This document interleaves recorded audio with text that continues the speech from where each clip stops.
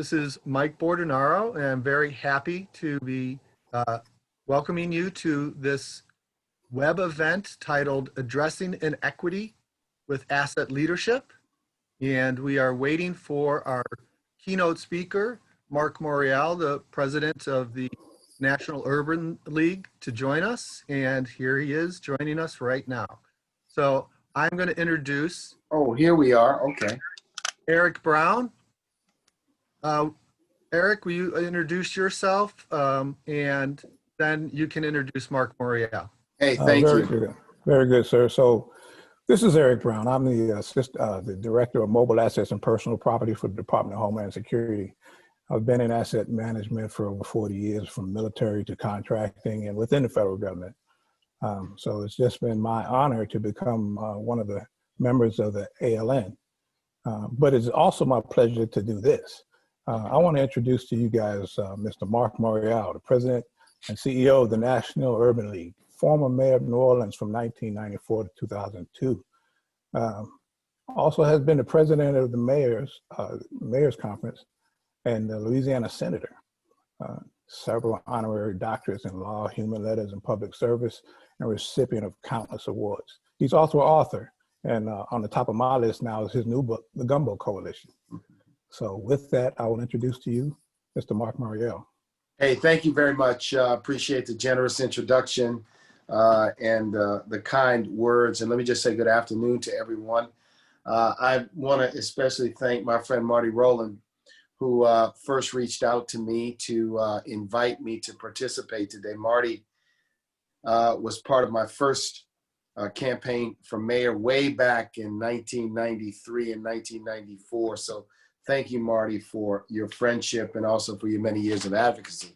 I was thinking, because you've asked me to talk about inequity and the subject of asset management and asset leadership, about something that happened my first month or two as mayor of New Orleans.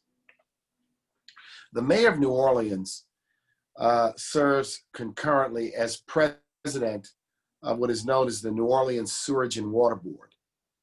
And the Sewerage and Water Board is the agency that oversees the city's water systems. The water systems, of course, include the freshwater system or the clean water system or the potable or drinking water system. It also includes the wastewater system. And then it thirdly includes the city's drainage system. New Orleans has an extensive network of pumping stations, underground canals, catch basins and the like, which allow the city to be able to exist in a part of the world that is below sea level.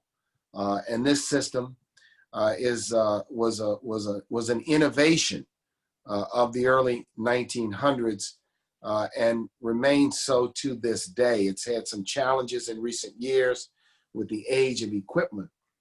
That system and its development has been supported by the United States Army Corps of Engineers and connects to the broader, if you will, drainage system and storm water and flood control system that exists in southeastern Louisiana.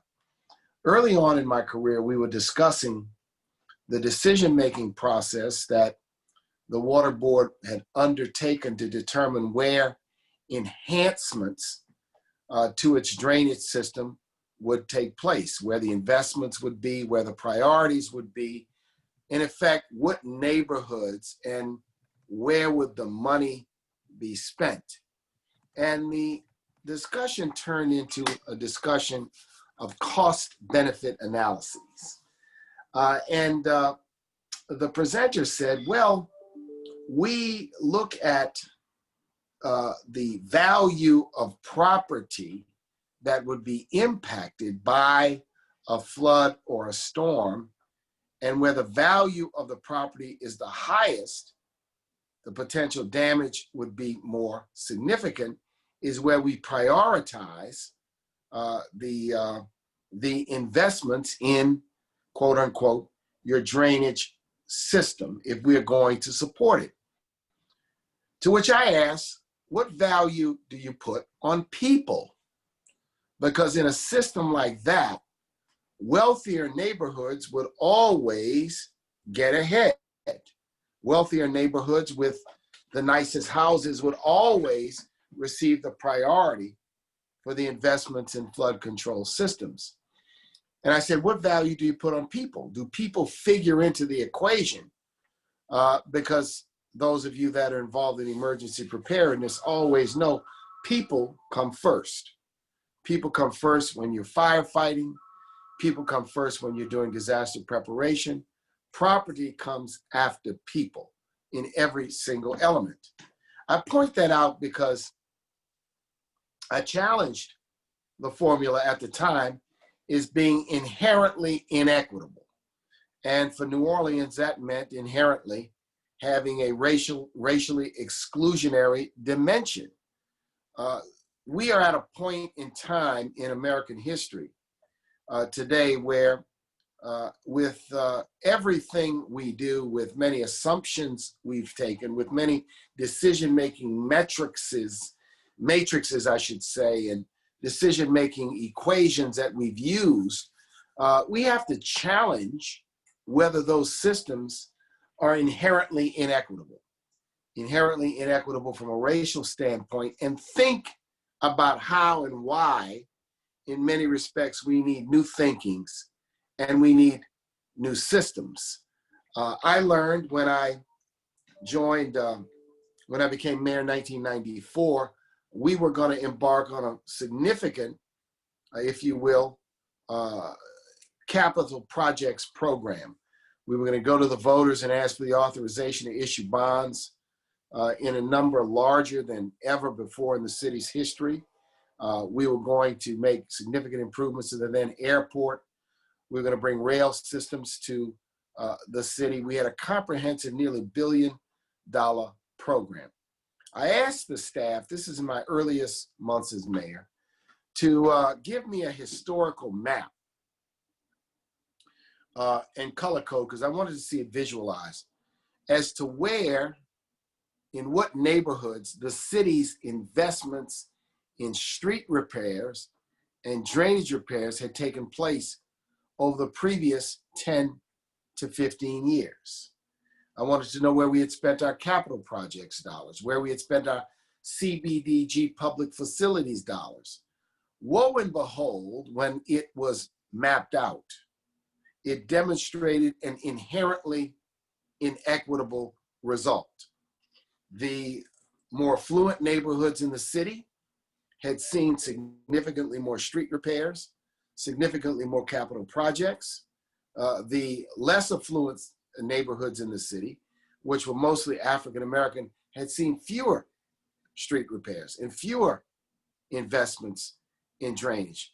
And I presupposed that this, if you will, pattern had existed for a long time, and my administration was the very first to put a lens of analysis onto decision-making. How are we going to make the decisions?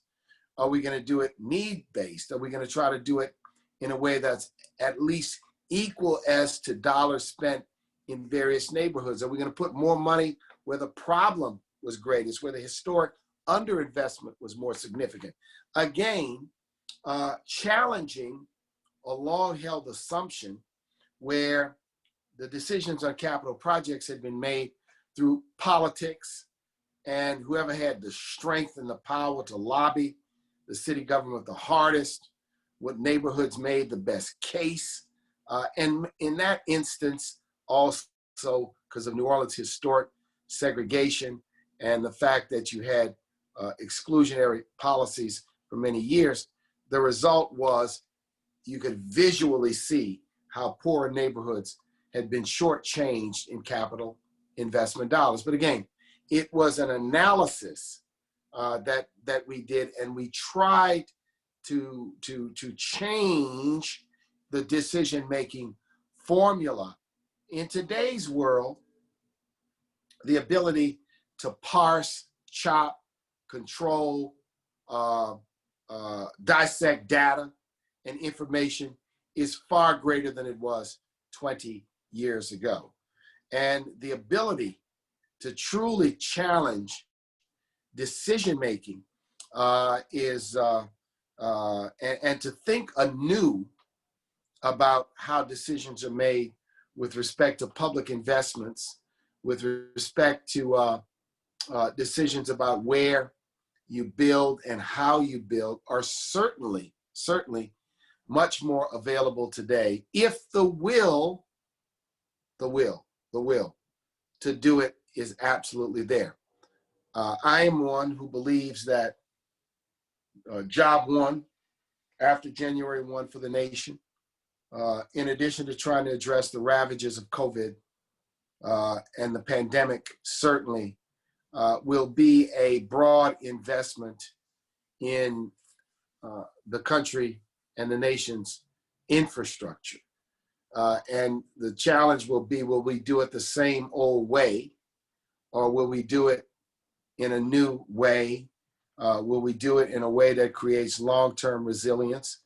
Will we pay attention to issues of environmental sustainability and environmental justice in trying to do it? It'll be a tall order for us to be able to do.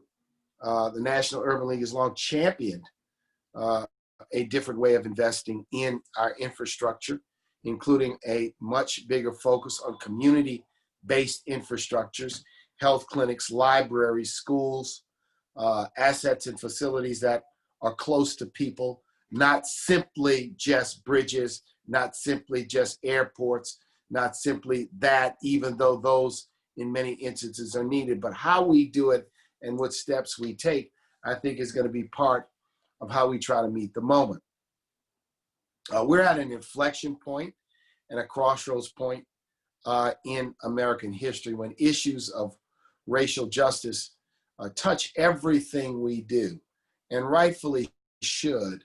And for those of you who are on the front lines, it is so critical that you challenge your own thinking, you challenge your own selves, and that we challenge assumptions in an effort to do it differently, in an effort to do it right. When Katrina took place, I was 3 years, my term had ended 3 years prior to Katrina.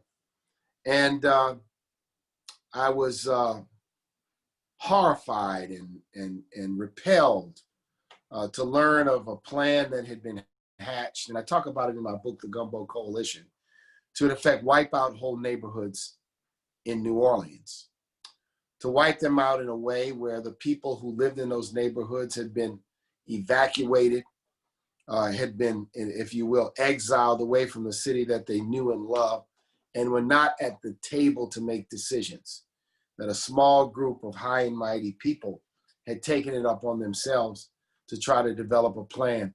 The plan was repelled and rejected and rightfully so by many people, including myself, as being unfair. And I refer to it in my book as ethnic cleansing because of what exactly it was, what it was. What's central to how we think about these issues today is the participation and the continued public education of people who are affected, served, and impacted by these decisions, whose lives, whose homes, whose livelihoods, whose businesses, whose public facilities, whose schools, whose hospitals, who are affected by many of these very important decisions. And I certainly believe that in a quest for more an equitable future for this country, that the participation and the voices of those who have been historically locked out and left out is so absolutely essential. Yes, we need new approaches. Yes, we need new plans. Yes, we need new ways. But we also need a greater awareness of the inequities that was sort of built in to many of the old ways, and an awareness of them, and a constructive dialogue, and then constructive steps about how to change it indeed for the better. That is what I believe this nation has been about in the past, needs to be about even to a greater degree in the future. How can every successive generation take steps, sometimes giant leaps, towards a nation that's more equitable and more just for all? And I think those of you who are in leadership positions, as many of you, most of you are, have to think about that. It is about a generational legacy. It is about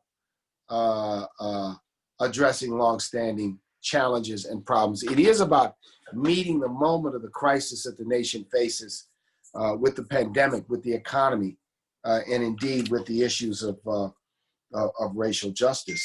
So I wanted to share that with you all today. I know you're in conference, exchanging and learning, and encourage you to challenge yourself around these issues of equity and around assumptions around asset management, asset location, significant decision-making processes, and what goes into it, and how you can make it more equitable, and how you can make it more beneficial to more people. So I will pause there because I know that time is in great demand. But thank you for your attention today, and wish you the very best as your discussions and conversations continue. Very good. So we really appreciate your time and your efforts and everything on this. And we have a couple of questions for you that have popped up already. Yeah, certainly. I'll take a few. Okay. If you don't mind, Mr. Marty Rowland asked, and he says, good setup to the basic inequity of urban system delivery. Did you also look at who is paying property taxes? Because sometimes the wealthy get exemptions, and it ends up where poor and middle income people pay for the wealthy people's privileges. Now, let me tell you, we could talk for many, many minutes and many, many hours about the equitable nature of tax systems at the state and indeed the federal level, because the tax system at the federal level is loaded with special interest, exemptions, exclusions, deductions, and it's a complex subject. When I was in the Louisiana State Legislature, we decided that we were not successful at doing it, but there's a group of us that wanted to put a sunset or an automatic expiration on every tax exclusion, so that those who benefited from it would have to re-justify it every 5 or so years. But this is a question of power. The recent tax bill that was pushed through by the current president cost the nation $1.5 trillion over 10 years, and its benefits were heavily skewed towards the wealthiest of Americans. And I think if you look at many of these broad tax cut provisions that have been passed really over the last 40 years, they generally are skewed mostly towards wealthier interest. Very good. So me being from New York City, living here in Washington, D.C. area, visited New Orleans hundreds of times, which is one of my favorite cities in the world. I just want you to know that. Thank you. And dying to go back.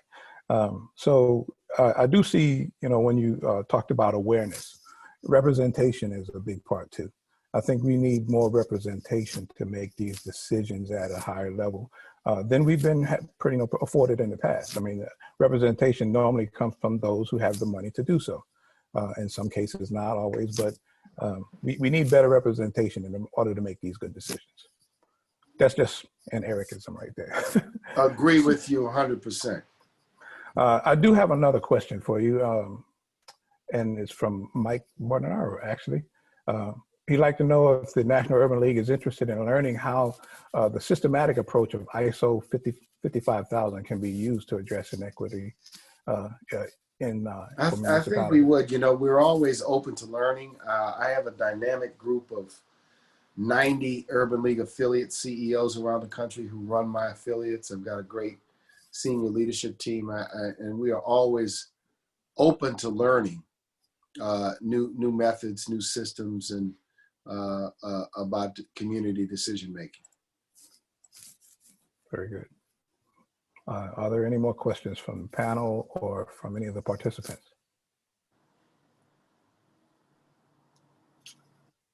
Yes, I have a few questions, and Mark, thank you so much. Hey, Cecilia, how you doing? Good morning. Good afternoon. Good morning, good afternoon. It's now afternoon, at least in Chicago. Yeah.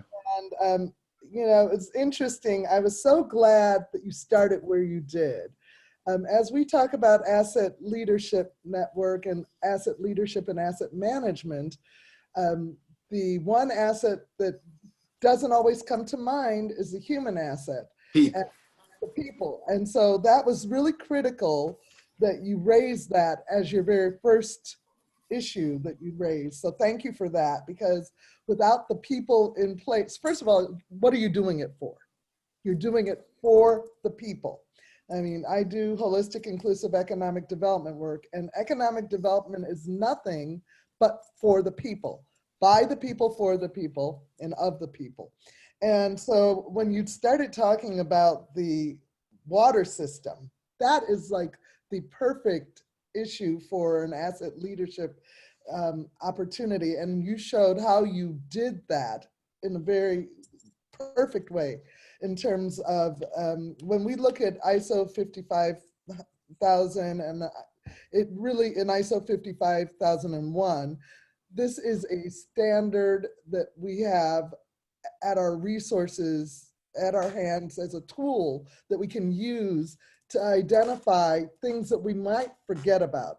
And water systems are, especially the ones you were talking about, are out of sight and out of mind. You have a hard time thinking about those substations and those pipes if you're the community, your constituency would not think about. So it's an important thing to look at that. And you know, you as leader really hit one of our key things that we talk about in ISO 55001. 5.1 is about leadership, that you have to have the leadership in. And Eric made the comment about representation and the difference in having somebody who comes from an underrepresented population, who is of a diverse background, whether it's a minority or a diverse background from the other people in the room, will raise different questions, and you raised the questions and challenged them. And that is the leadership aspect we really think is important. One of the things I wanted to ask you about was when you talked about the community-based infrastructure, because I do the holistic side, you mentioned libraries and schools, and that made me very excited, because this is something that has to be done in partnership. Holistic inclusive economic development is something done in partnership with interdependent parts. So the schools, the parks, the hospitals. Parks, yes. The recreational aspects of a community, the hospitality, all of that, the retail, these all have to come into play. So I'm curious how you found yourself bringing those things into play and then layering it as somebody who was mayor. How did you also then look at who were the people that weren't at the table? Because 55001 in the section 4 really deals with stakeholders. And I often talk about the unusual stakeholders, those that people don't think about. So how did you deal with bringing? You know, when I served as mayor, I had a fundamental philosophy, and it was that, you know, I wanted to bring disparate groups together. And I felt like the only way I can move big things was to get broad consensus. And the only way I could build broad consensus is to get diverse groups sort of around a table, or not around the same table, around an initiative. And sometimes you have to realize you have to create it so that there are wins for everyone.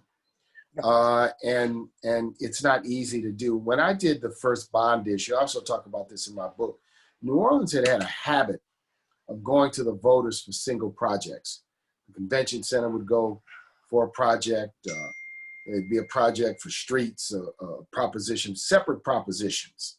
And I basically said, we're not going to have any more separate propositions. We're going to have one proposition with all the projects included in a single proposition. So when everyone votes yes, they vote on the proposition, they vote no. So what it forced is, it forced the hospitality industry, which was interested in a convention center expansion. The port interests, which were interested in money to improve port access. It forced those groups to be at the table with the people that just wanted their streets repaired, or the 30 million that I wanted to spend on recreation facilities. And I said, this is how this is going to work. We're going to all get in a canoe and we're going to row. And we're all in one canoe. This is how this goes. And we all going to either, go together, we all go over the waterfall together. I said, because all this cherry picking creates competition and resentment. So obviously that made the proposition much larger. And then I had the schools out there that I didn't control. They wanted to do something. I had business leaders say, well, we can only do schools of the city. I told the schools, I said, so I'm getting this canoe. You're all getting this big canoe. And we're going to push this canoe in the same direction. It's going to make it bigger. It's going to make it more substantial. It's going to make it more expensive, but it's going to create a winning proposition for the city. We passed the bond issue 2-1, overwhelming margins, because we were able to do that. And, it was counter to the way business had been done usually. And so what I'm saying now at the federal level, I've said this across the board for the last 6 or 7 years. I've said, number one, we're not going to support an infrastructure program that does not include community facilities. We're also not going to support an infrastructure program that doesn't have built into it workforce, job training, job commitments to people who have historically been locked out, like returning citizens and the like. Got to build it into the program. I said, secondly, we're going to want a role for minority-owned businesses in the program. I said, and you got to put all, I said, this is what we want, all these pieces to be put together. And we want benefits for, environmentally sustainable transportation, public transit, rail systems and the like. So, the whole idea is you have to start with an inclusionary vision, right? And I use, Washington likes to talk about, they like to use the term bipartisan. I like to use the word inclusionary, because it's not about politicians getting in a room and cutting a deal. It's about whether the people broadly benefit. And I've said we were talking about this issue of housing, and someone said, well, what about the rural? I said, well, the rural area, bring them in, get them in a canoe too. Why can't we, if we think big and large? And I think it's a mindset that speaks to not having a zero-sum game mindset. The country right now is in a challenging spot, and it needs some big moves and some big ideas to move us in the right direction. And that's the kind of leadership we need. And we need leadership that's serious, that's going to say we're going to make an effort to try to put packages together that benefit a lot of people. And that's kind of how I think about this type. You have to think about it in that way. And it's very doable, if you say, because see, the people, beyond all this, definite differences of opinion about ideology and politics, at the end of the day, people are trying to make sure their neighborhood, they're trying to take care of their families. They want to be healthy. They want to be safe. Their kids want to be educated. You got to kind of get back to what the objective is. Thank you. That's right on target, and I really appreciate your thoughts on it. And I'll have more after Hugh has a question. Okay. Yeah, definitely. So, Mr. Morial, being in the water industry, I was appreciative of the example that you used. One thing that I've been trying to, I would like to hear your thoughts on is I think the nation's consciousness was brought to attention with the story of Flint. And I think in that example, I wanted to understand what was your thoughts on what I tend to see, especially approaching this from the technical side, being an engineer, being in the water utility industry, is the fact that there seems to be a strategic disconnect between the strategic objectives set by the stakeholders. And the breakdown seems to happen in the implementation phase where plans actually become created and executed. And there seems to be a lack of what may need to be a level of service expectation for all customers. So then we move the conversation beyond affordability, which tends to then drive a different expectation of level of service where, as you referenced, those who can afford to advocate may necessarily do so. But it seems to be that there may need to be a need for what would be a benchmark or, somewhat close to a customer bill of rights in terms of, Yes. if there is investment, all customers are treated equally. Have you had any experience with that? And I will tell you, is the this urban is where, initiative around that? so when you're a public official, you work in a water system, you work in a transit system, and you bring the sensibility of understanding what the locked out and the left out have experienced, because it's part of your life. It's part of the communities that you love and you know. And you bring that into being a executive in a water system or utility system. You have to bring those sensibilities to the decision-making table.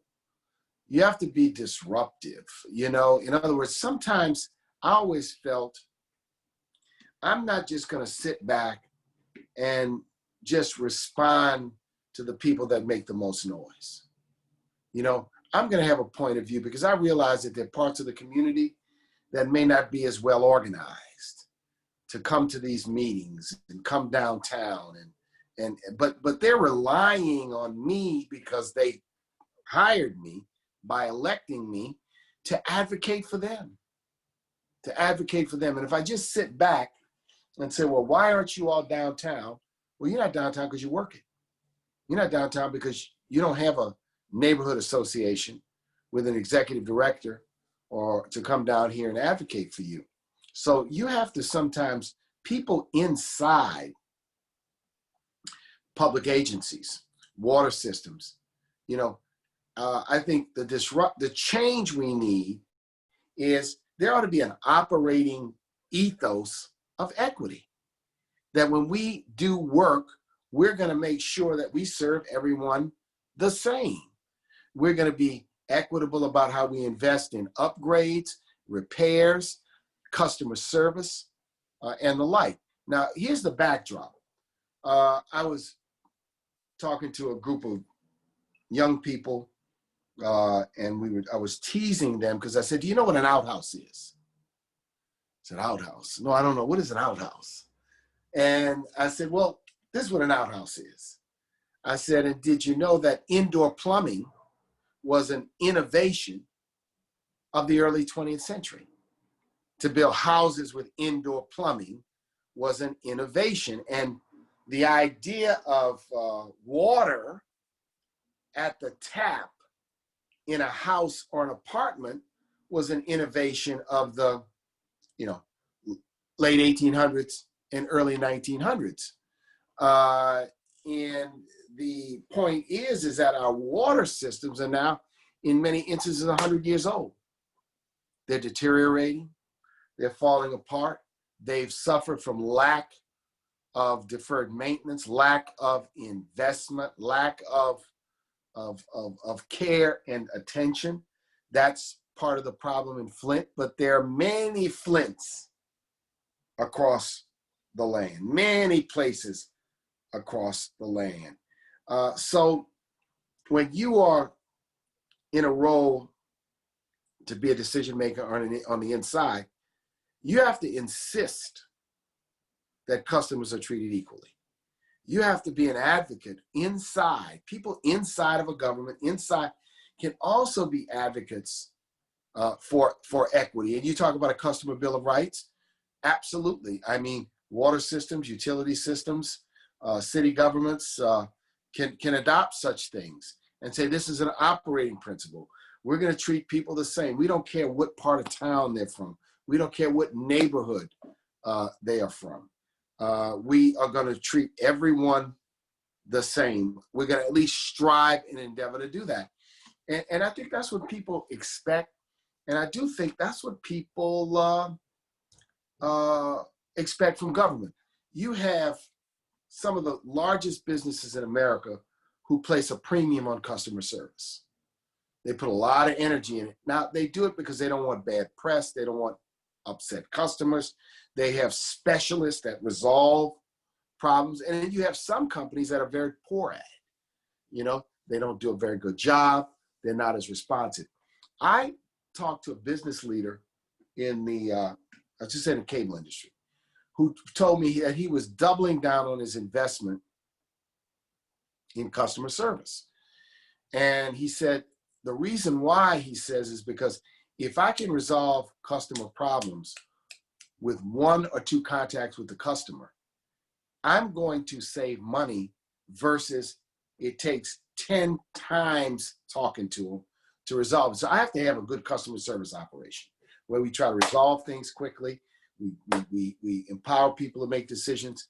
It's a long way of saying, answering your response, that it has to be a principle and an ethos inside of an agency. And that if you're a change agent, and the previous questioner talked about representation. This is where representation, you know, comes in. I raised the questions I raised about the water system in New Orleans because I felt like I had an obligation to the neighborhoods that were instrumental to my election, number one, but also the neighborhoods I knew growing up in the city. You know, I knew, I rode around, I saw, you know, the deteriorating infrastructure. I'd always see it, and it used to not, I didn't like it, right? So my thing was, if I get a chance to do something about it, I'm not gonna just get excited about being the mayor of my hometown. I'm gonna try to do something. I'm gonna try to make a difference. And you know, that's what I encourage people to do in this moment, right?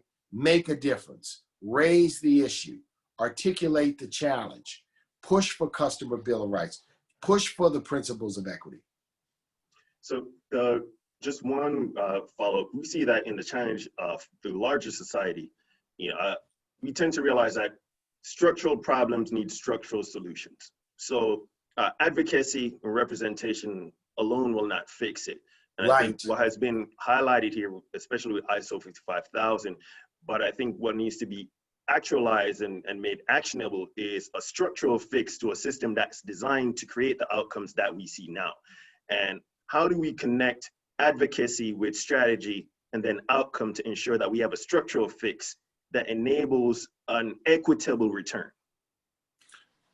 You asked the most difficult and pressing question. You know, how do you take sort of advocacy, sometimes a little outrage, sometimes concern, sometimes, and actualize it? This is where I think people like you come in.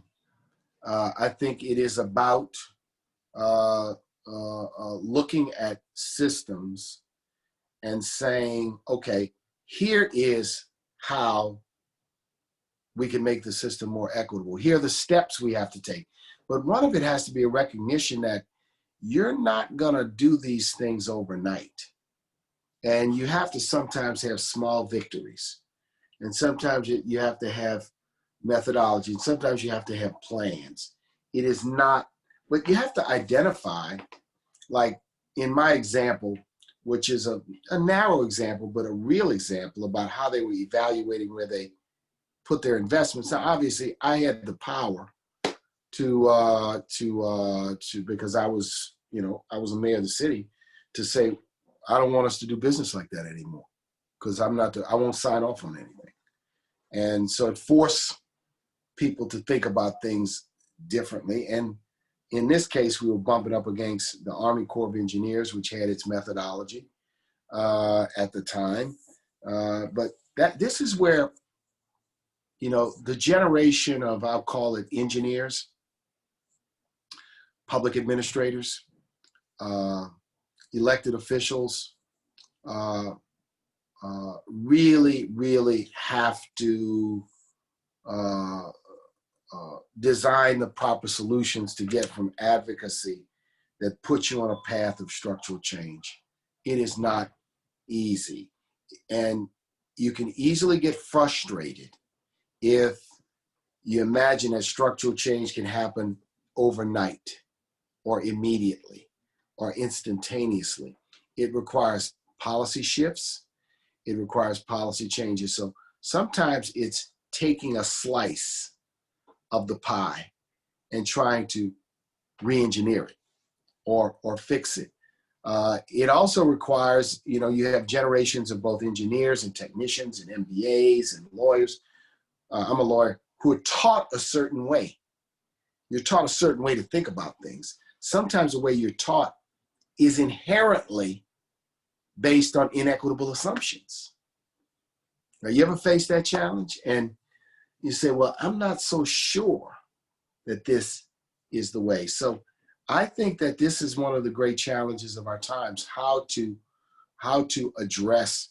But let me tell you, where structural inequality exists is within institutions. So you take a water system, or you take a public agency, right? And you say, well, can I do my part to infuse a better set of equitable principles in how we're going to make decisions going forward in this agency? You got to take slices sometimes. But you asked a very important and compelling question, and I hope in the conference they'll take your question and you all will discuss it and debate it a little bit, because I think it needs to be. Thank you.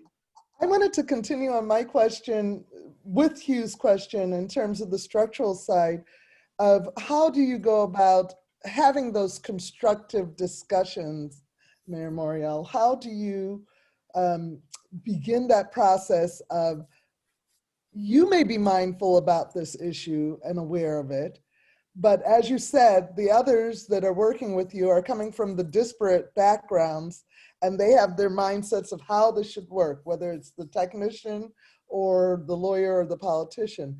How do you go about avoiding the shame blame game and raising consciousness so that you can say, we're going to have this as the beginning of our discussion, looking at what are the issues that have not been addressed, who are the stakeholders that have not been included? This is where we are as a nation today.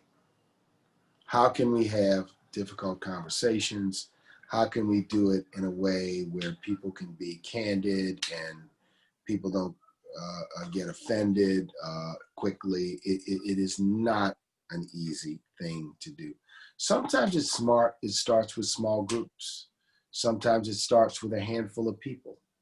Sometimes it starts in interesting ways.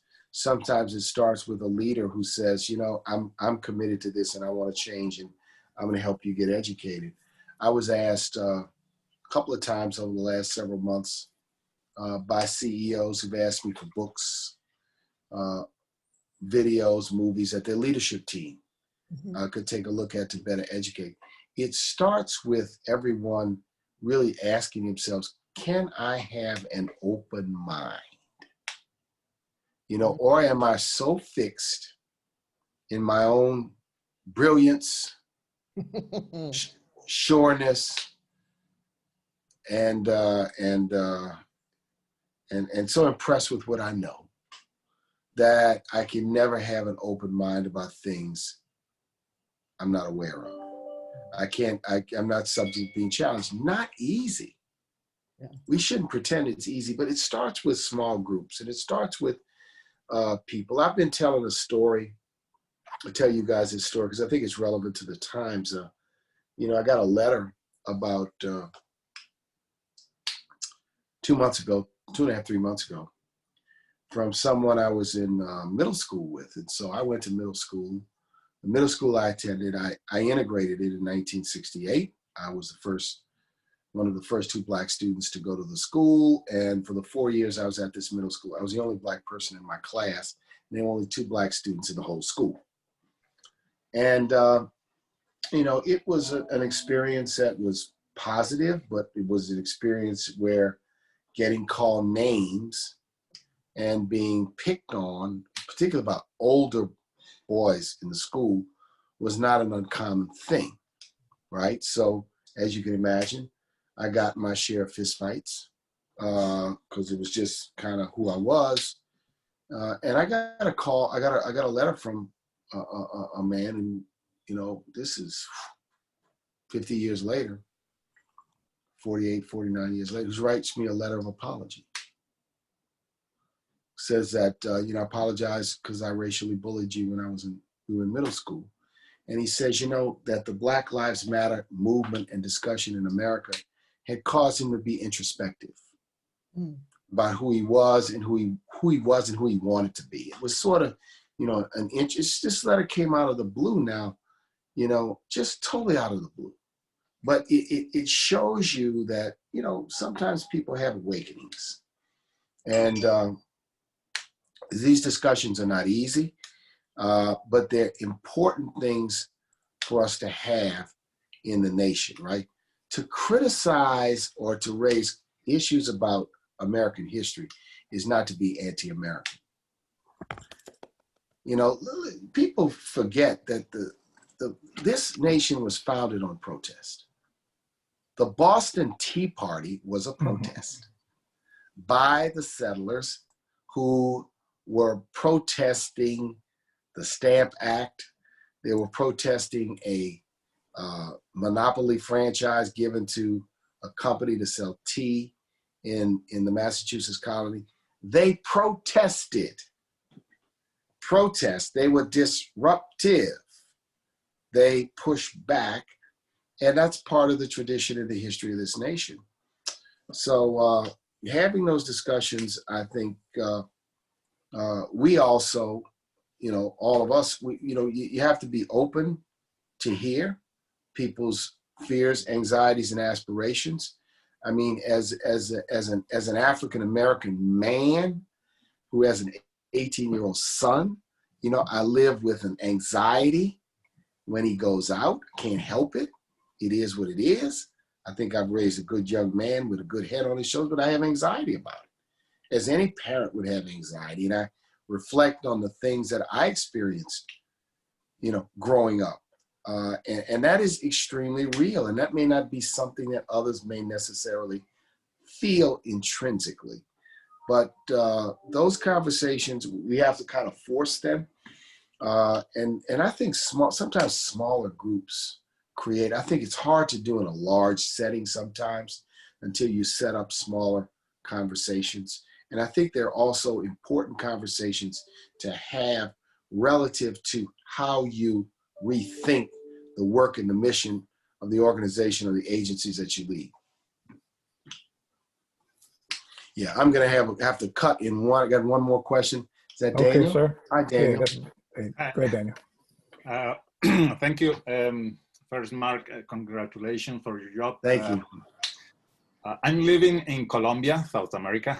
Are you in Cartagena or Bogota? I was living in Cartagena many years ago. Very beautiful city. I was there 3 years ago. Very beautiful city. I want to talk about risk management. Risk management is a key topic in asset management. In your making decisions process, how you use risk management? Do you use a risk matrix or something like that? I'm so curious. I always, it's interesting. When we had this discussion about something recently in the work that I do, and we were talking, I was talking about materiality, and it came into play about a clause in a contract. and we were fighting over it with the people we were contracting with. And I said, well, let's ask this question: is it material? And my team said, well, what do you mean by materiality? I said, I mean, is the risk that the provision would be triggered a remote risk, right? Or a near risk? In other words, is this something that is likely to happen? Or is this something that is so remote, right? Or it's 1 in 1,000 or 1 in 10,000. And they said, well, how do we know that? I said, well, this is called making a judgment call. You know, it's imperfect because you don't have a crystal ball. You can't look into it, see the future. You know, it's not mathematical, although the analysis is mathematical. I said, so this is what I'm paying you guys for, to exercise judgment, right? And I think that risk management is all about judgment, but it's also sometimes about seeing around the corners. Sometimes to do effective risk management, you have to be somewhat worldly. You have to be have a sense of history. You know, you have to have a basic understanding and so we do it all the time. I do it all the time in budgeting. And how do I do it in budgeting? So I run a nonprofit. We have to make a determination as to when someone makes a pledge to us, how likely is it that the money's going to come in, right? We have to analyze that. So we've created an 85% certainty rule that we're 85% certain that the money will come in. And sometimes we debate, you know, whether this pledge from this donor is 85% certain. And so like sometimes when I said, well, do we have it in an ironclad agreement? Does this donor have any history with us, right? So we use, in my work, I use risk, I've always used, it may not be totally formalized, but I think it is an essential part of all decision making. But deciding on risk is many times a judgment call. You know, you can't always, sometimes in more scientific stuff, you may be able to be more certain. But I think it's essential. And I find, I'll say this last thing, that the ability to analyze risk is really an important skill. You know, to really be able to see, you know, I call it looking around the corner. Can you see around the corner a little bit? You know, can you really look out there so we know? But it comes in my work, it comes up quite a bit, particularly when we're in negotiating agreements. You know, whether a provision is necessary or whether what it seeks to protect is so remote that if we lose it, we're not placing ourselves at great risk. Hope that helps. Yeah. Yes, sir. Marty Rowland wants to say something to you kind of quickly. Hey, Marty. Yeah, I appreciate it. It's good to have you here, Mark. I appreciate you participating.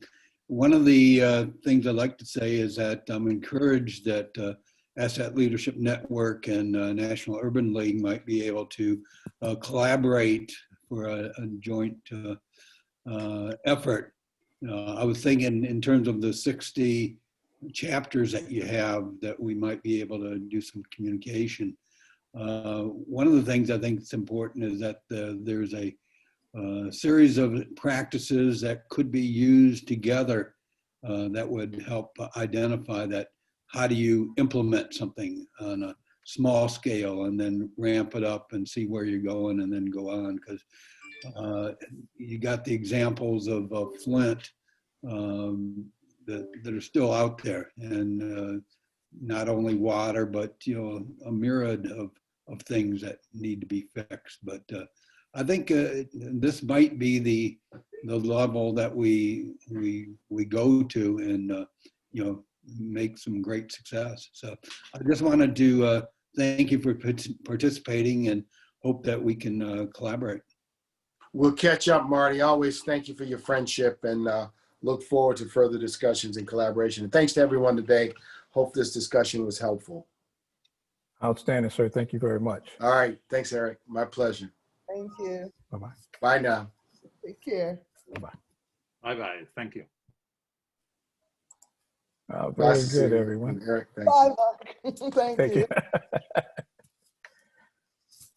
That was So I think that went very well, everyone, so far. Thank you so much.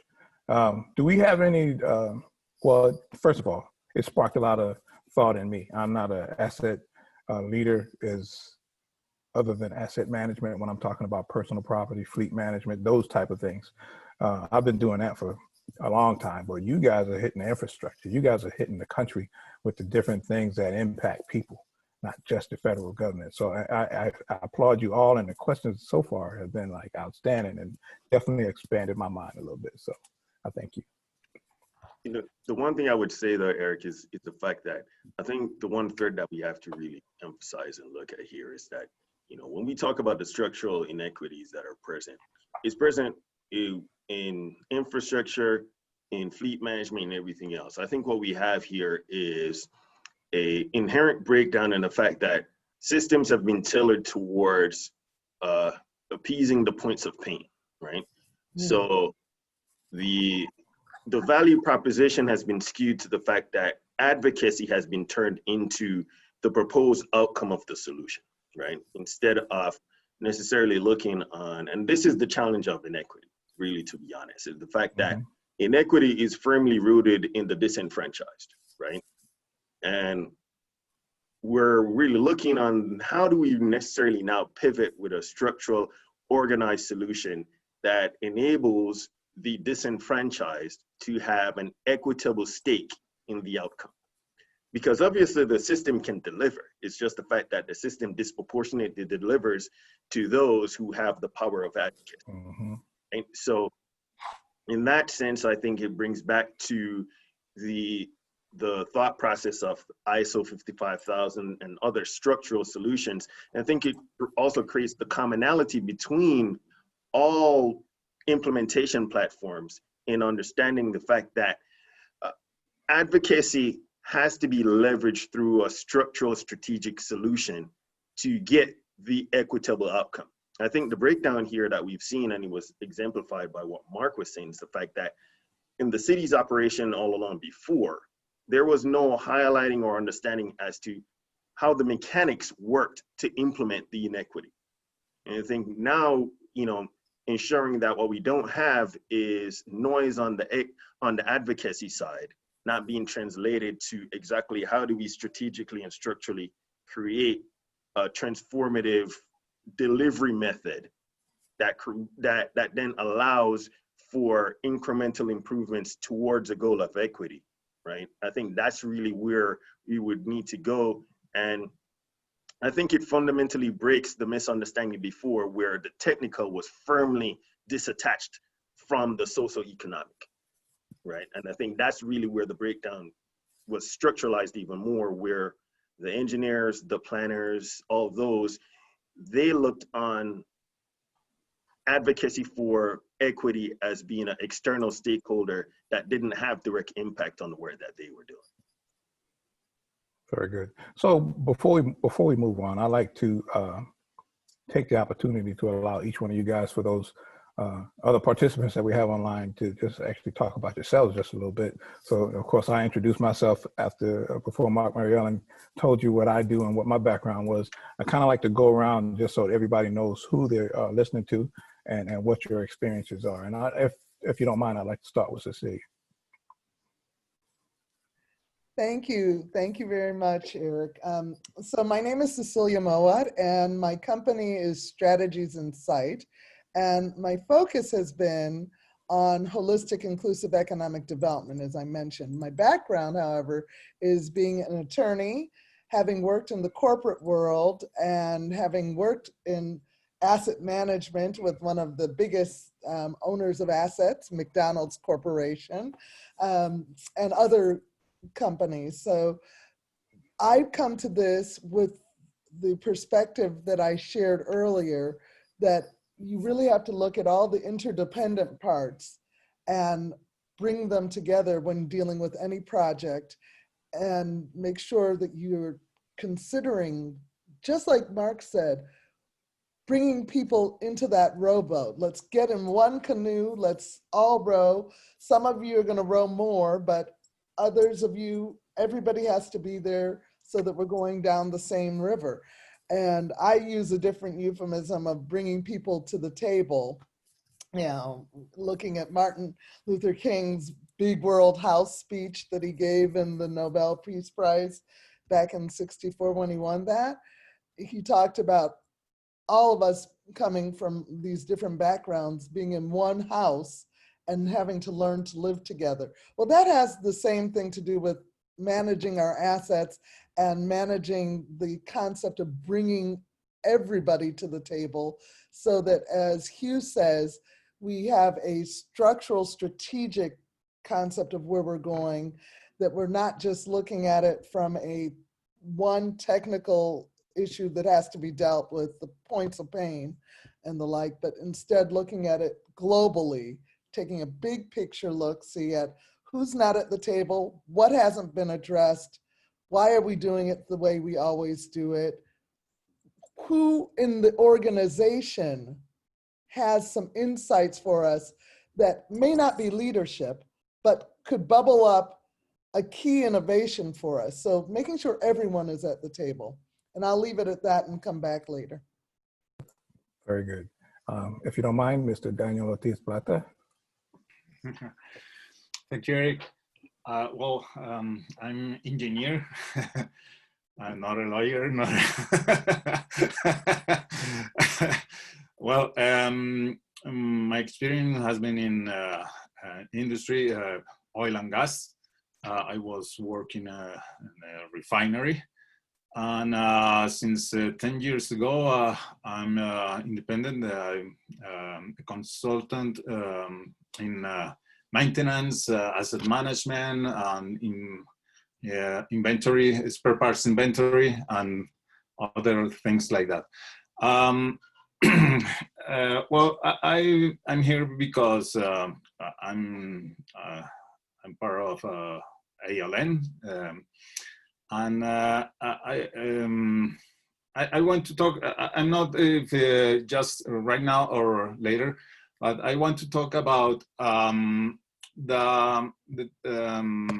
me see, the Sustainable Development Goals from United Nations. And I don't know if you want to present it right now or later, because I think that these Sustainable Development Goals are key for measure to reduce the inequality, or if we are reducing the inequality and inequity. Very good, sir. So I'll tell you what, let me have Hugh introduce himself, because I'm kind of interested in it, and then we can go to your presentation. Okay. Thanks a lot, Eric. My name is Hugh Sinclair. I'm with WSSC Water. We're the water utility, top 10 water utility in the US. We serve Suburban, Maryland, just outside DC, actually serve NIH. So we're in interesting times that it goes forward. And that's why the example that Marc brought up of water and the inequity in water and the realization of the fact that we're being revealed as to structural inequities that exist in systems that are representative in water but expand outside of that is one of the things that I'm passionate with. My role in the organization is I actually head up the asset management program for all of our vertical asset facilities. So I'm intimately involved with this. Strategic management and capital planning is something I've been intimately involved with for a while. And also being a minority engineer, coming from a technical background, but also representative of the experiences that are disparately representative of, persons of my background, it was important for me to understand the nexus between how the structure works and the disparate outcomes that were there. And that's really brought this interest in this conversation to life for me inherently now, because I think for me, I'm looking beyond just that representation matters. I think change matters. And representative change is really brought through an understanding of the systems that perpetuate the inequities that we're trying to solve, but also an inherent knowledge of the actual structural steps that you need to take to actualize change coming out of that. I think what we saw with Flint was an example that really exemplifies the fact that advocacy is not enough. You know, the city, they did not want to do this. It was a breakdown in the strategic and the technical that abandoned the need for an equitable level of service delivery to all customers. That really perpetuated that example. And I think in that, what we're really looking on now, and is exemplified, and I think even more so what's brought up by Daniel, is the fact that we really need to look on this as a risk mitigation measure, right? Because if you really look on it, Flint was a breakdown in proper risk management, right? What they thought is the fact that by taking this example and by making this disproportionate decision, that the risk would not be realized. Or if the risk is realized, that the advocacy feedback loop was not enough to make that impalatable solution. So I think in that it's all connected because, you know, as I mentioned before, structural problems require a structural solution. And I think here we're really trying to move towards that part of the conversation. Thank you very much, Hugh. Very insightful, and I see you're passionate about that too. I really appreciate that. So Daniel, feel free to go ahead and do your presentation, sir.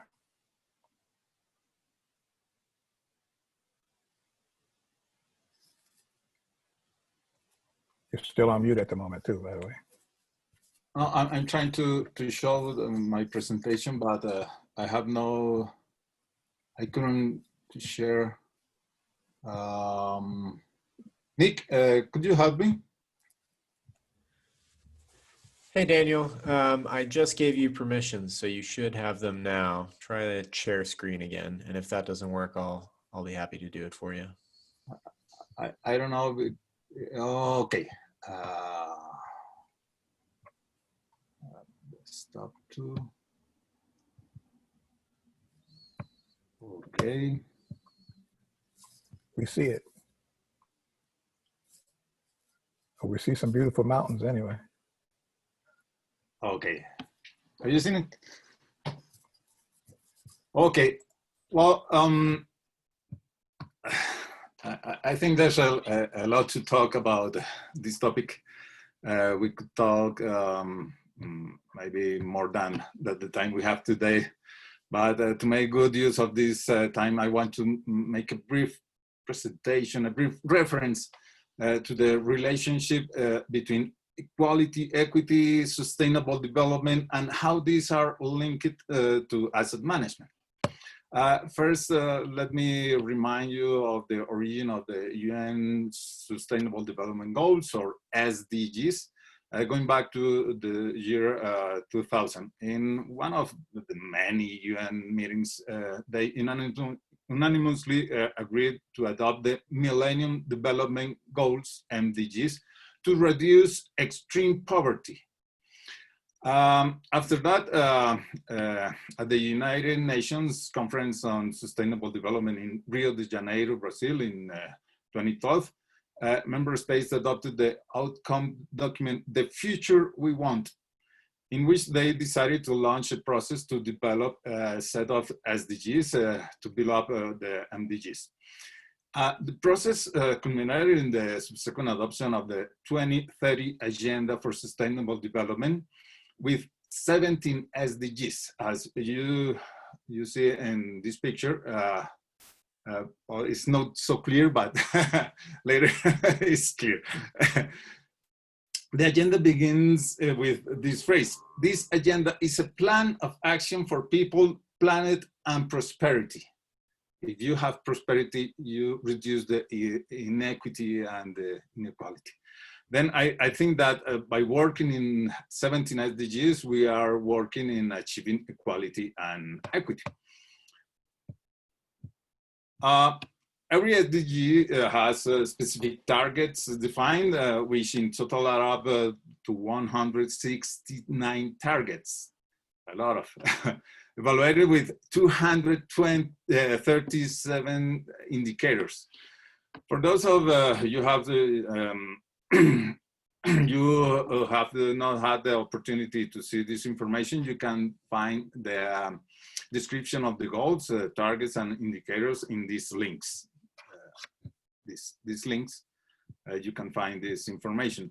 We can see here goals regarding water, people, industry, energy, cities, climate, life on Earth, and peace. All of these subjects are crucial in obtaining equality and equity from the perspective of asset management.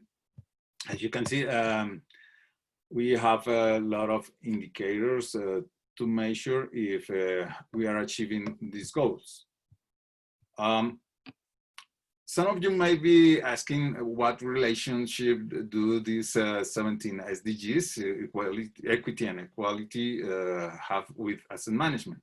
Well, in 2018, the TC 251 published the document Achieving the UN Sustainable Development Goals, promoted by Dobin Niggins, it's a credit, which says good asset management, especially good asset management, not some asset management, good asset management is a key enabler for organizations seeking to contribute to the achievement of the United Nations Sustainable Development Goals.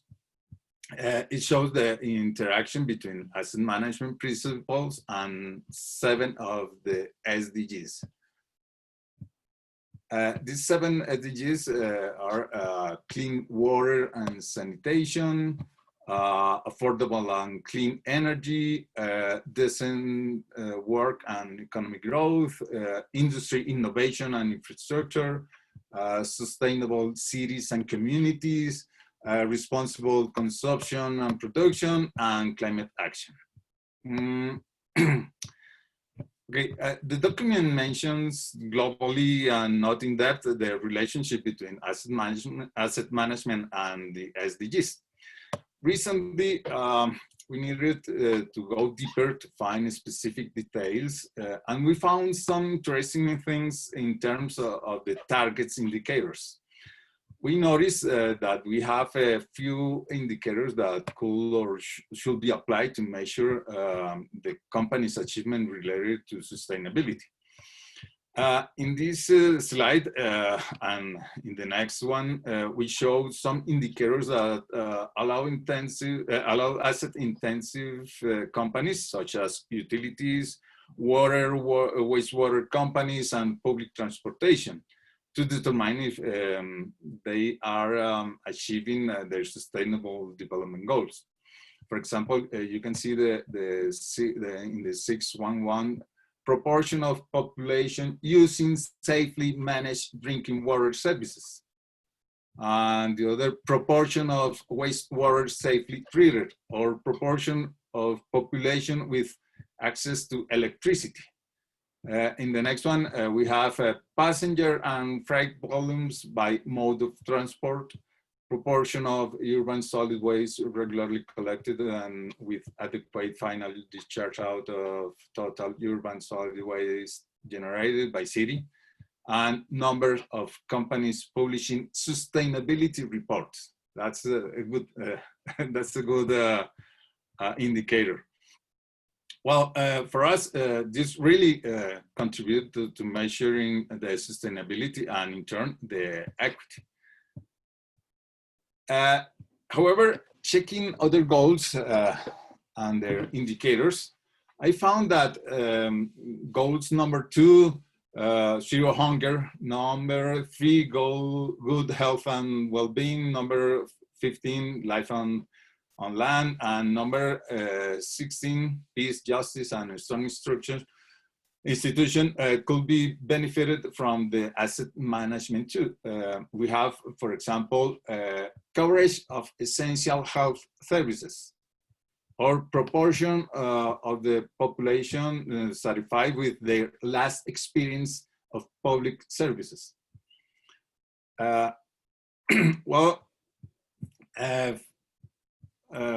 Finally, I would like to end with by saying this. I'm sure that the asset management is a great contributor for equity and equality, or for reduce the inequity and inequality by adding and achieving sustainable development goals. And we can measure its contribution by using this information about targets and indicators included in the SDGs. We have many indicators, as you see, more than 200 indicators, and I think that could be more, but these are a good guide to identify indicators for our company or for the companies, and how we can contribute for reduce the inequity and inequality. Okay, that was I want to share with you with this presentation. Outstanding. Go ahead. Before you put away your presentation, can you put back the slide that had the all of the 17 SDGs, the larger one? Yes. Because I appreciate you bringing the global perspective to this question, because this really is not just an American issue. It is a global issue of inequity and inequality that happens because of the failure to look beyond the loud voices, the squeaky wheel, or the people that are in the high places who have the ability to have advocates. So when you're looking at this, and you've got the highlighting of— Sorry, Cecilia, are you looking my picture? Sí. Oh, okay. Sí, lo estoy mirando. Okay, so when we're looking at Daniel's picture here that has the affordable and clean energy is number 7, 8, decent work and economic growth, 9, industry, innovation and infrastructure, sustainable cities and communities, climate action. All of those are big buckets that are categories, but then the individuals and where the inequities happen are in the other ones, the no poverty, number 1, 2, 0 hunger, 3, good health and well-being. Boy, do we need that right now in COVID, where the disparities become very clear. Quality education, number 4, 5, gender equality. Then life below water, life on land, peace, justice, and strong institutions and partnerships for the goals.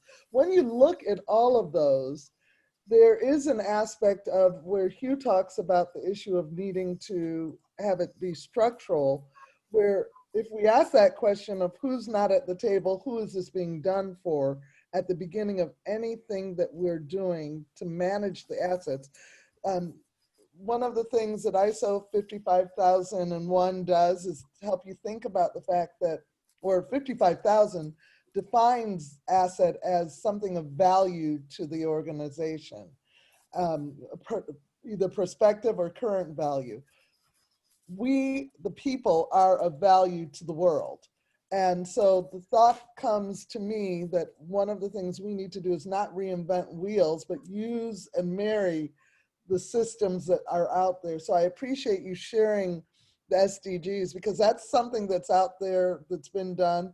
And it's something that we here in America could take and use and marry with the whole issue of dealing with racial inequities and other poverty inequities, gender inequalities and the like, and layer these kind of concepts together to make sure we're asking and being mindful. The first issue, I think, is starting with being mindful of the issues and who will be affected and what are we doing. Because you can have, like, I love how you said, Hugh, that you can have affordable water, but do you have the quality water? Do you have the level of quality? And so that customer bill of rights, or the human bill of rights concept of which humans are we going to be impacting? Instead of being bipartisan, we should be humanitarian and look at those issues. So thank you for raising that. So the great stuff, Daniel. I think this is a good global frame to really look at this thing at. I think one thing that we would want to highlight, and I think it goes back to the example that Mark was bringing up with the executive he was speaking to about why make an investment in customer service. I think we also need to look on the same frame for this. Equity in service delivery, equity in infrastructure investment is a wise investment because it actually costs more to inefficiently fix the results of the inequitable outcome, right? It costs more money to retroactively go and solve the Flint issue versus making the wiser, more equitable investment up front. And I think that's if we take it outside of just the social frame, from an economic frame, it makes the most sense, right? Not only are you able to have a more robust, reliable system, right? You're able then to spur the economic growth that then allows for reinvestment so that cost recovery and, profitability, if that's the outcome, can then be the realized goal. So I think, establishing the real understanding that we're not necessarily talking about here what is completely a social problem to solve. What we're really talking about here is a socioeconomic nexus that really gives us what is a sustainable, reliable solution going forward. And I think that's where, Daniel, your presentation really pulls it out to a larger frame to understand that on a global scale, this is something that is, why it may be micro in many of our communities, it is really macro on a global scale. And the results are pretty similar in its outcome. And the fact is, it is inefficient. So finding a better way to do it structurally, I think is the best outcome from anything.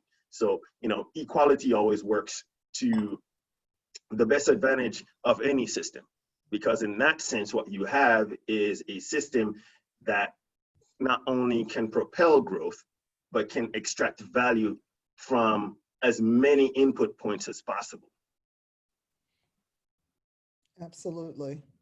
It's interesting because when you look at the whole factor of where do you start, and Mark talked about starting in small groups to make sure that you start having these conversations. You have to bring something to the table for the people that are involved. And when you say, Hugh, it's not just the social, everybody who talks about diversity and inclusion always points to the fact that when you have diverse teams, when you have diverse perspectives, solutions are always better, more innovative, more profitable. Companies with diverse boards all are doing much better than those that don't have diverse boards. So you have to align the rationale of why we're doing this asset management and having this kind of a perspective of bringing inequity in or looking for equitable solutions. You have to marry it with something that is tangible for the people that are coming to the table, that there will be profit there, that there will be something positive, an end result that will be more than a feel good. So you're absolutely right. Yeah, and really, to be honest, I think, sorry, Eric, No, you're good. Every one of us, I think, has the baseline to make this work. In essence, we all have the basic qualifications, no matter what our background is, because we're all customers, right? So I think in that sense, enabling us to not leave that, relevant portion of our experience when we enter into the process, I think really, compounds it, because really what we're looking on here is a structuring of the golden rule, for example, is that, would you want this outcome for yourself, right? And unfortunately, the societal forces require representation to do that. But I think on the other end of it, if you don't have that contextual experience, you can approach it from that standpoint to say, okay, I may not understand fully the results of inequity. However, I can contextualize my understanding as to how I would make decisions. Is that, would I require the same if I were in that position? Right? And I think we have to bridge the gap between those who have that contextual experience and those who don't, because that's really the only way that we're going to merge into finding a holistic solution, because it comes back to it, you know, equity really, this is the rising tide that lifts all boats, really, to be honest, right? And this, in a sense, really is a fact of retaining and sustainability is the goal. And I think, you know, the fact about it is that in order to move from the boom and bust, we really have to then really look on how do we create a broad coalition of equitable results so that we're sustainable over these things. Because I think even more of an example is that as climate change and other, you know, external factors come in that cause more than regular system stress, we need to have a more robust system, because cost recovery and resilience becomes more important. You cannot necessarily have a resiliency of an infrastructure network that's only resilient for a certain part of your neighborhood, because unfortunately, you know, whether the bus, the transit, or whatever else, it has to pass through the disenfranchised areas to get to the other areas as well. So it only makes sense that what we try to do is to create what is a sustainable one. Well, and you raised the point just then, Hugh, with the factor that I always tell my economic development folks, if you're ignoring the houses with broken windows and you think that the new shiny object of your downtown is going to be the thing that people are going to see and remember, you forget that they have to drive and they come and drive your communities. And if you haven't found a solution and don't have a story to tell about what you're going to do for the least of these, then you may not get somebody who thinks that you're really the place that they need to be. So you're absolutely right. You have got to know to look at the broken windows and say, we have a plan to fix this broken window. And the thing that I find interesting is, how do we get people to stop and be mindful? I think we're in a time period right now where the world has given us a reason to do that. The first with the pandemic with coronavirus, and then now with the George Floyd and the realization of all of the inequities that have always been there. It's giving us all a chance to be more mindful and to ask the question, as Marc said, what can I do to make things better in my own little circle and sphere of influence? In my areas of concern and circle of influence, what can I do to make a difference? Yeah, I think that's crucially important. And I think the main part of engaging in that conversation first, however, is the fact of, I think we have to accept that the systems are built to, they're producing what they were built to do. I think that's the first part of the acceptance.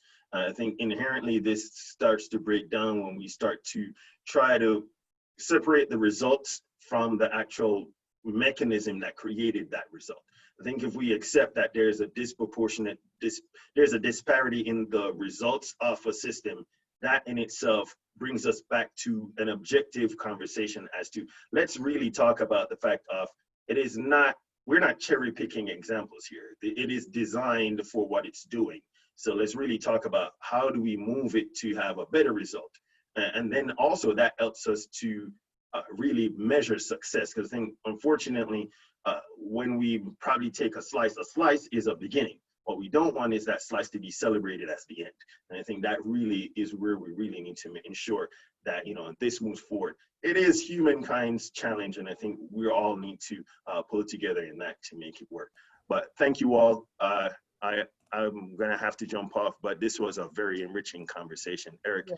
Appreciate your taking the time to really navigate this conversation with all of us. Daniel, Cecilia, thank you for meeting all of you. Well, hey folks, I really appreciate it, and thank you for your passion. Again, you brought a lot to my mind. I've learned a lot from all of you guys today. I actually have to drop off as well because I have a prior commitment. So the meeting will continue without me if you guys stay on. But at any rate, hey, I really appreciate the time. Definitely honor the ability to introduce Mr. Marc Morial. I think that was a pleasure for me. So at any rate, folks, you take care, and we'll talk again soon. Okay. Thanks, Eric Brown. Bye. I just wanted to break in real quick and thank our organizational members, because without them, none of this would be possible. And yeah, as you guys saw, it is kind of the end of our allotted time. So if anyone needs to leave, feel free. Otherwise, we'd love the discussion to continue. Thank you. So this is Mike Bordenaro, Communications Director for the Asset Leadership Network. And wow, that exceeded expectations. And I did not want to let the momentum die. Marty Rowland was instrumental in getting Marc Morial to speak. So I wanted Marty to talk a little bit about how a standard that he's developing for municipalities addresses these complex and how it addresses inequity and inequality. Oh, thanks, Mike. Did you have the slides there to open up? Oh, no, but if you could just talk about it, that would be fun. Let me talk about it. Yeah, because I think it came up in Mark's talk about forming the small groups and then adding on. And I think that was a good analogy to bring up, to look forward to working with the National Urban League, because I think what we need are successes, rather than the big bite of the big apple, maybe little baby steps. And I think it's the idea of building on successes.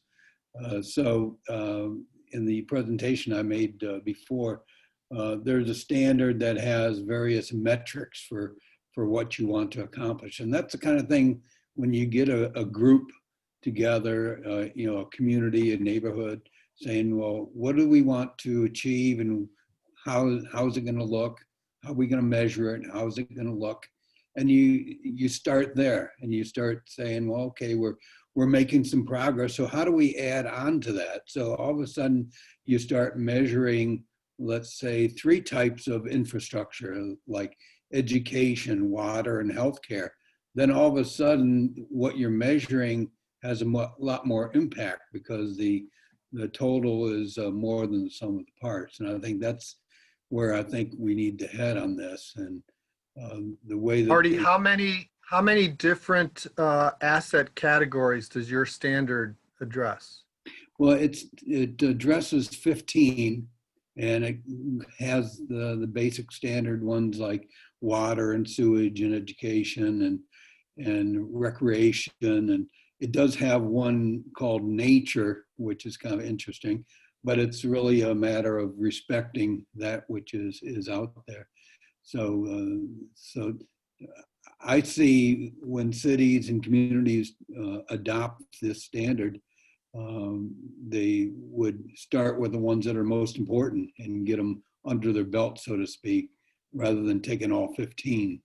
And I think one of the things to understand is that once the E3210 standard is adopted, it automatically creates strategic asset management plans that can go into the ISO 55000. So that's how it works together with Asset Leadership Network and the importance of the ISO standard. Well, I thought it was great that Hugh had said that a structural problem requires a structural solution, and not just ISO 55000, but the idea of adhering to standards systems is that structural approach. So I wanted to ask Jim Dieter, the ALN CEO, to comment on what he has heard today and what this has to do, how this could impact the asset leadership standard that he is advocating and actually getting passed through ASTM. Jim, can you turn on your microphone and your video?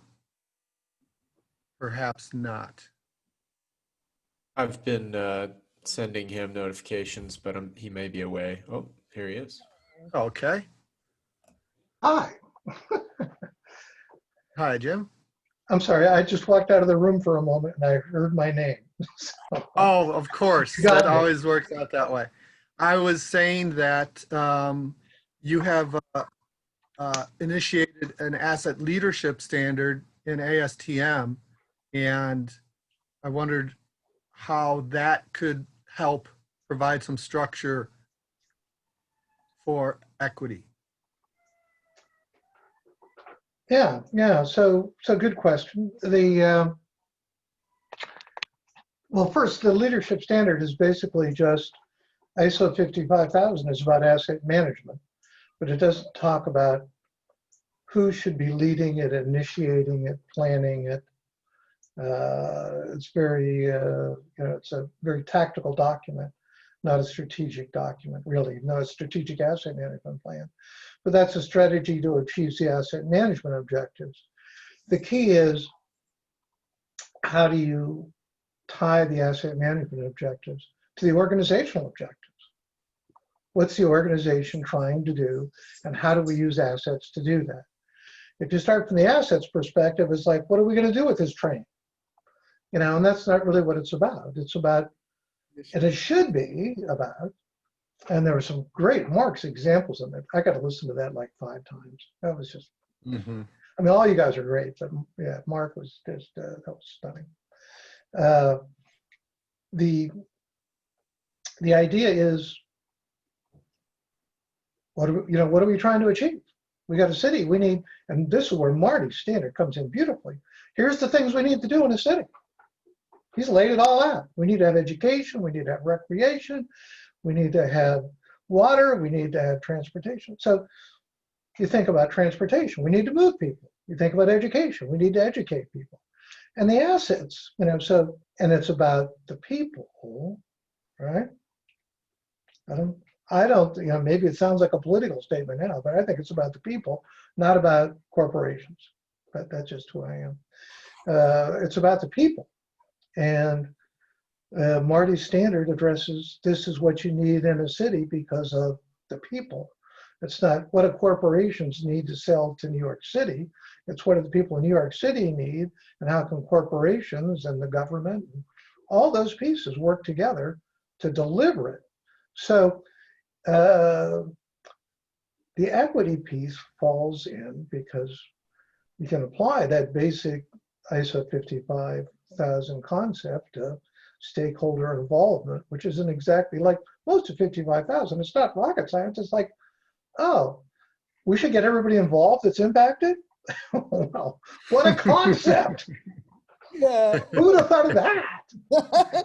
But Jim, the whole problem with that is getting everybody involved. Who everybody is defined as is based on who's already at the table. And so, yeah, right. Yeah. And that's one of the issues. And I think it is about the people, whether you're talking about a corporation, whether you're talking about a not-for-profit, it's about the mission of the organization, whether it's a city, the government, the company, it doesn't matter. What's the mission? And the mission always has to do with people at the end of the day. Selling something to somebody, educating somebody, bringing somebody on board, whatever it is, protecting somebody, it's about people at the end of the day. So at the beginning of the day, I think you have got to start with a discussion that says, ask the question differently. Who are the stakeholders that I might have forgotten? Who's not at the table? Get to the point of who should be at the table and what has not been done for the people that are not at the table. Those that don't have the advocates that can come out and say, you should build in this area, or we need development here. And so all of a sudden all of your development dollars are going in the one area, and the area that really truly could benefit from it gets nothing. If people ask different questions and are more mindful about what they don't know. Yeah, I wanted to add something, because I think when you start engaging people in a community, you take the people who are there, and if the people who, let's say, are already at the table, and so you might put on a chalkboard, same old, and ask somebody to define, what does that mean? So then you start comparing what people are really there to solve. I got a great example for that I've used in other ways, and it's it's my Six Sigma example. And I got involved in Six Sigma programs, anyhow, along in my career, which can do some great things.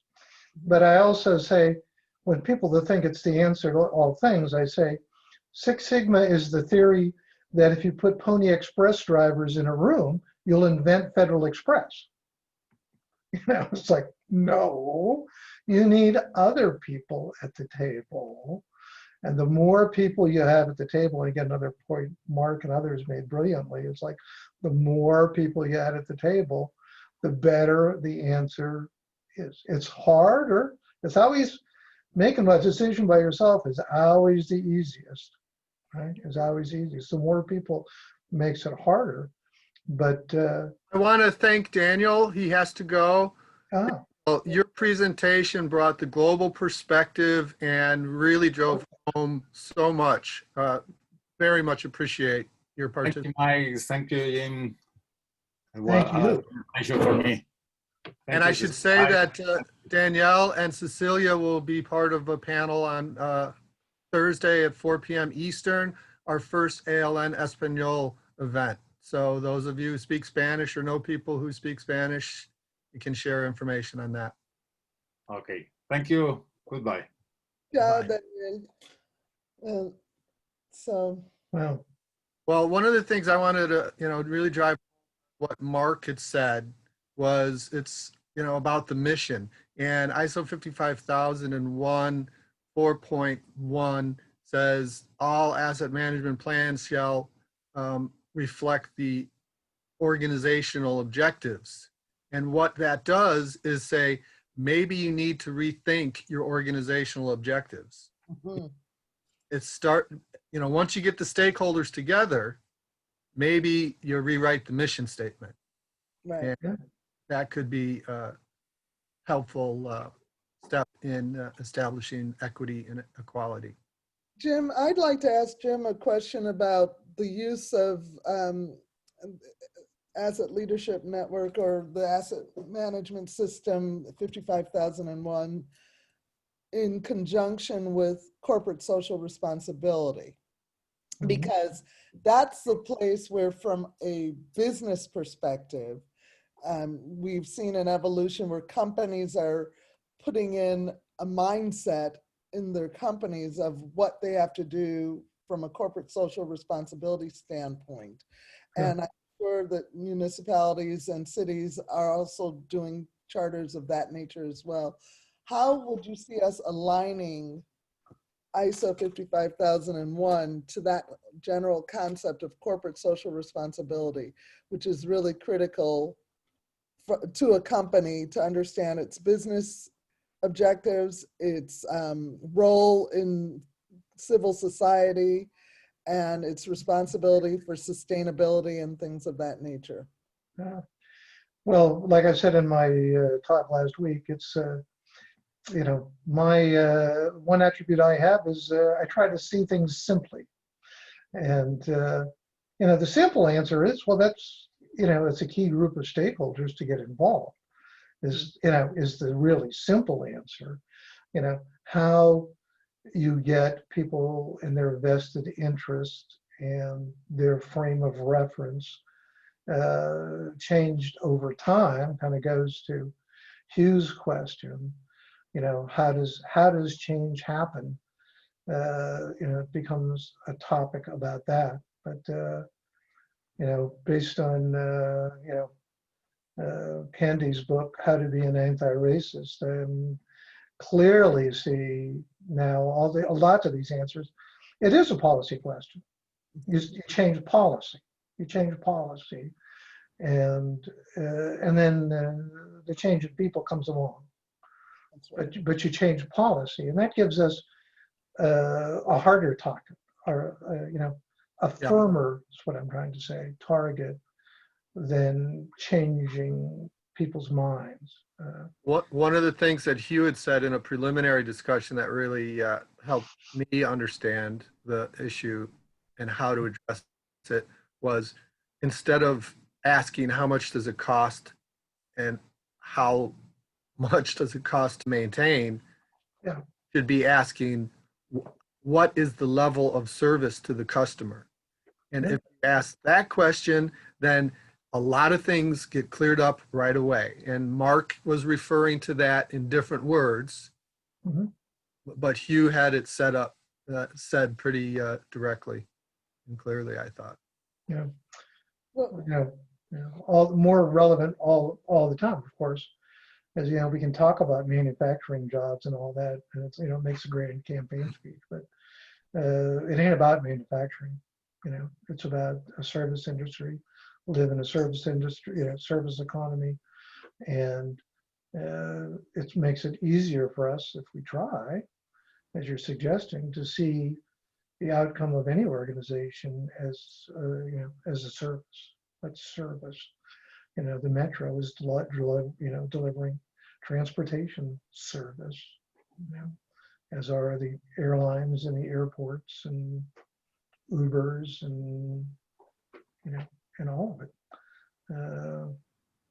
And Well, I water, think for this sure. has been a question wonderful. I was going to ask though, before you raised what Hugh had said, there's one thing about having a standard and having a policy, but I mean, and I know that in 55,001, there is the need for measurement. I think that that is the critical thing, that you put it in policy, but if you don't measure the policy on a basis that it goes down into the organization, it never gets done. It doesn't change the organization.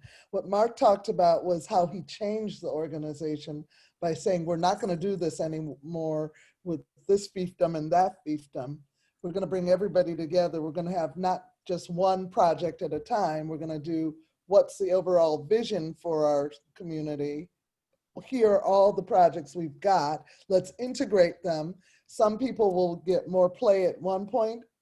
Others will get other play, but everybody will understand what's at stake.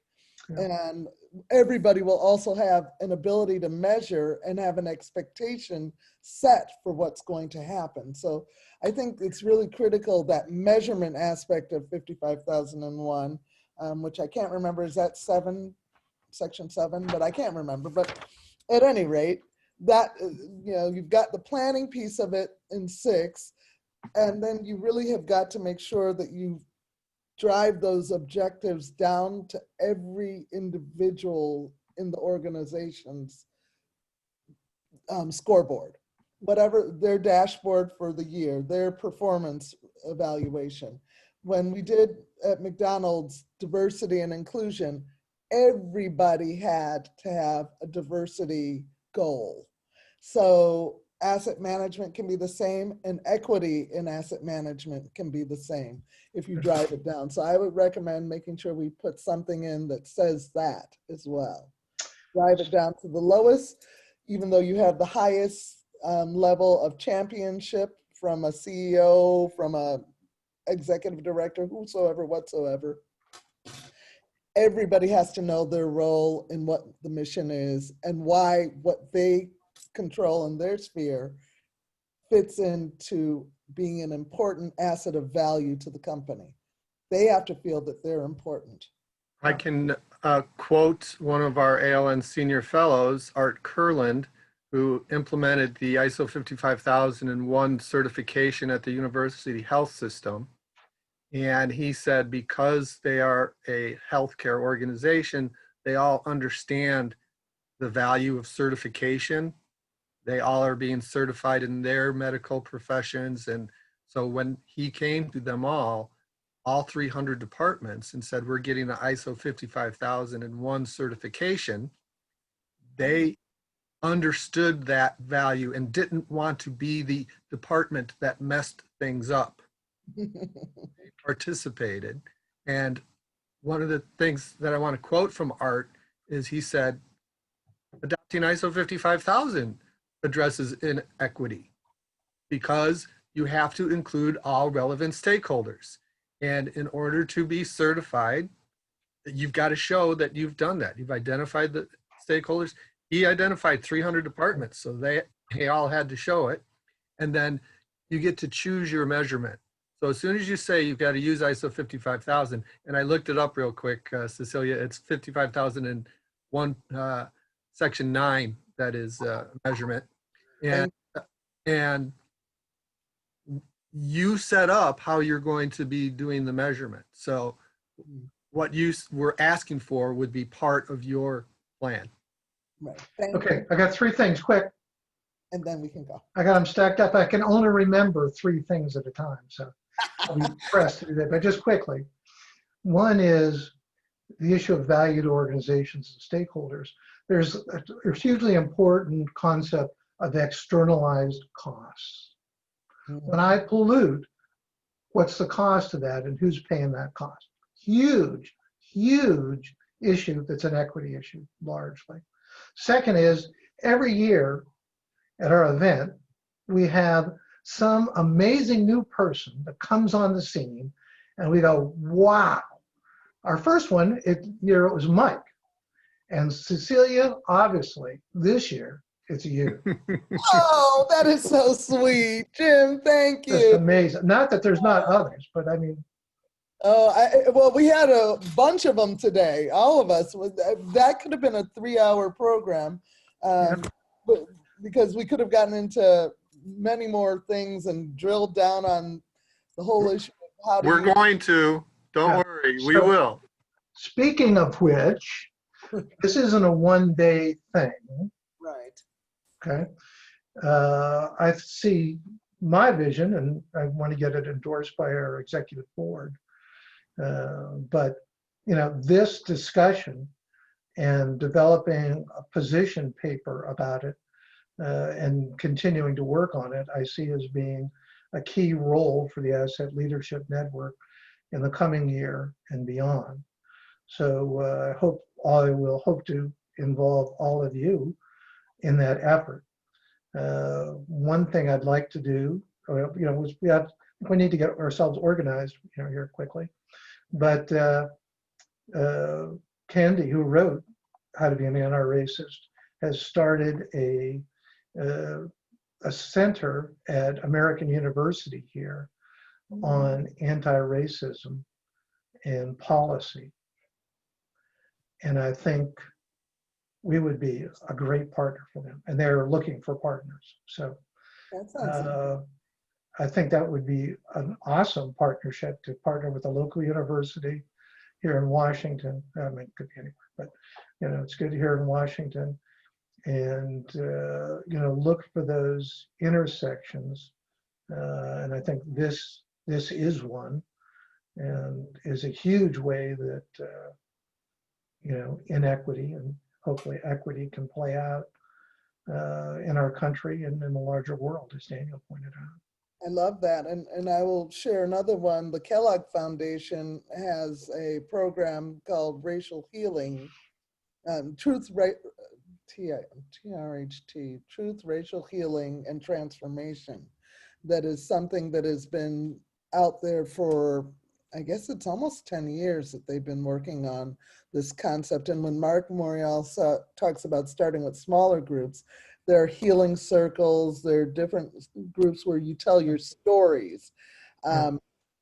And that's another possible group that we could become a resource with. They've got a whole thing of resources that we can look into, possibly aligning both with the one you just mentioned and others, and seeing how we can bring a standard that is simplistic but complete and holistic as a tool for others to use and get that common language that you talked about. There aren't, amazingly, and it's an ALN thing in general, there aren't other people doing what we're doing. They're just not. Well, it's So like it's up to us. assets. Hidden assets. I used to, when I was at McDonald's, you know, and I was, no, that was actually when I was at Ameritech and in charge of leasing there and the real estate portfolio there. And at Illinois Bell, we looked at the fact that asset management was something that was a black hole. It just got done. And it wasn't until there was a problem or an issue that people stopped and realized, uh-oh, we got to deal with this now. And it wasn't as systemic or systematic and structural as was necessary to get the best outcome and to optimize the value for the organization.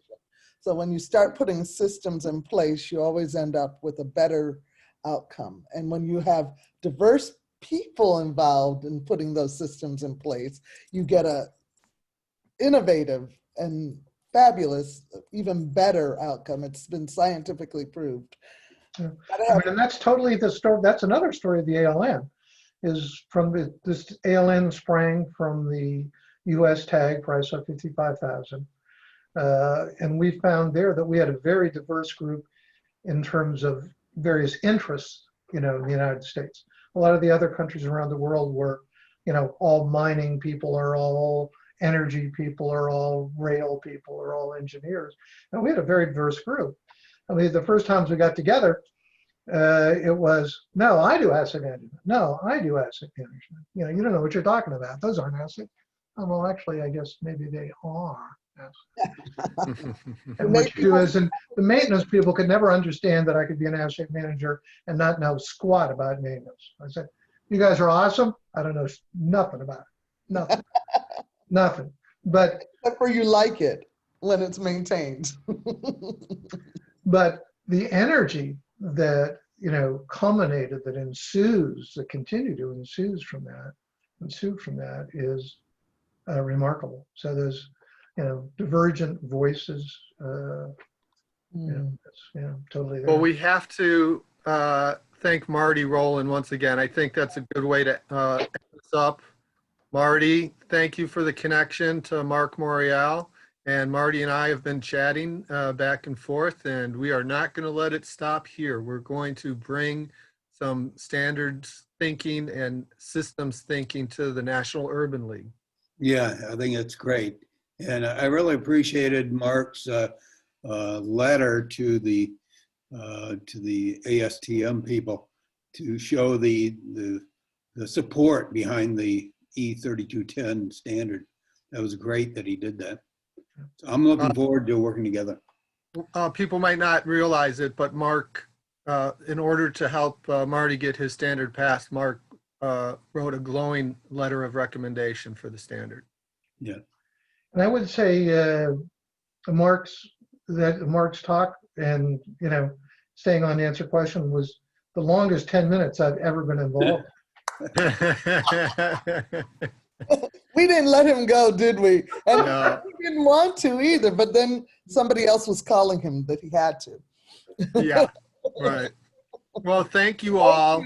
It's an honor And to thank you, Nick. Doing a great job.